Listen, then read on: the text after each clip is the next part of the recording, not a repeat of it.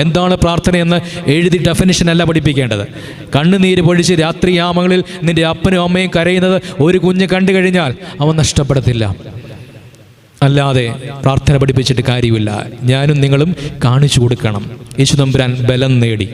ഇനി നോക്കിക്കേ, നിരുവാക്കാരൻ നേടിയ ബലം എന്താണെന്നറിയോ? പൂർണ്ണ രക്ഷയിലേക്കുള്ള ബലം അവർ നേടിയെടുത്തത്. പൂർണ്ണ രക്ഷയുടെ ബലം.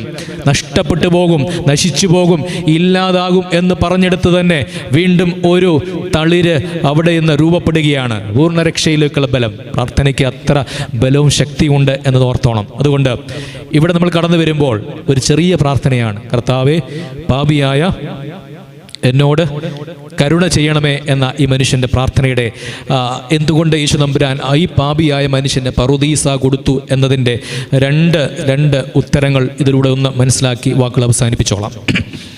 ഈ മനുഷ്യൻ്റെ പ്രാർത്ഥനയ്ക്കിടെ ആദ്യത്തെ ഒരു തലമെന്ന് പറയുന്നത്